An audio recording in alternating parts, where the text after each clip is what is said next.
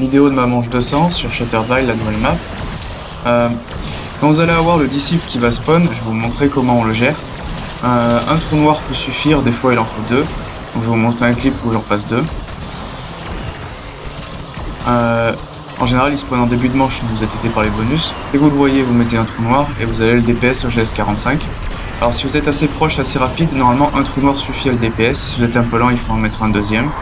Et vu que les disciples ils spawnent souvent en début de manche, vous allez souvent avoir les bonus, donc souvent avoir des bombes ou des morts instants pour vous aider à le faire. Voire même des munes pour éviter de recharger quand vous tirez au GS45. Tout simplement.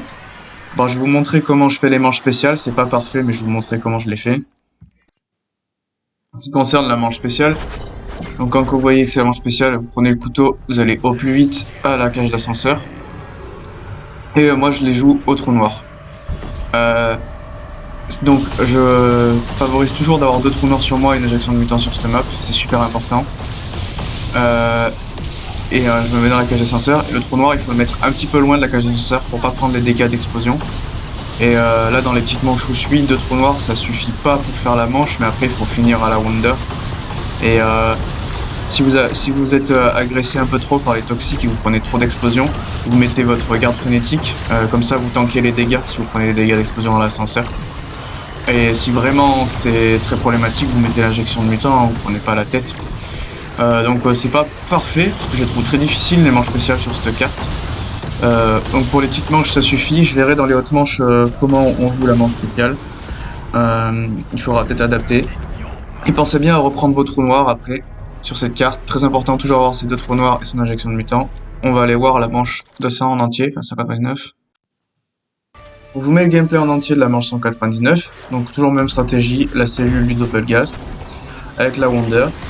Et je vous explique à la fin de la vidéo les augmentations que je mets, mais en gros la Wonder, je mets plein d'augmentations pour pouvoir récupérer des balles. Du coup ça me remet des balles dans le chargeur, ça fait que je recharge pas très souvent, et ça me permet de tenir en munitions pour faire la manche en entier, vu que la Wonder n'a pas beaucoup de munes en réserve au final, hein. Honnêtement c'est très peu. Et je joue garde frénétique en amélioration de combat, qui sert surtout quand on a un close call ou quand on a plus de plaques. Des fois c'est juste quand il faut se plaquer et recharger en même temps, ça prend trop de temps et il faut mettre garde frénétique. Les Casimir trou noir, et c'est très polyvalent sur cette carte, ça a plein d'utilités. Vous avez pu voir au début de la vidéo, sur le disciple c'est très pratique, vous en mettez un, vous avez le DPS, voire un deuxième si vous mettez un peu de temps. Par exemple, dans un timing où il aurait fallu mettre votre garde frénétique et vous ne l'avez pas, là vous lancez un trou noir à la place, du coup. Parce que le garde frénétique se recharge assez vite, mais si vous venez de le passer et que vous avez un close call ou un mauvais timing juste après, le trou noir peut vous aider à vous en sortir. L'injection de mutant en backpack en dernier recours si vraiment vous avez plus de trou noir, vous avez plus de spécialistes et que c'est compliqué. D'ailleurs pour le spécialiste, vous verrez à la fin de la vidéo, je mets une augmentation pour le récupérer plus vite. D'ailleurs, voilà, j'ai testé mettre l'augmentation qui fait récupérer des balles au fur et à mesure du temps, mais c'est trop lent, c'est beaucoup trop lent. C'est vraiment pas efficace. D'ailleurs, c'est tellement lent que je me demande si ça fonctionne sur les armes miracles. Quand vous avez un drop de bonus spécialiste, passez votre garde frénétique et reprenez-le. Profitez-en pour recharger votre arme avant. Et c'est là où, quand on est en garde frénétique, il faut pas trop spammer avec la power weapon, vu que votre shield il tank les dégâts.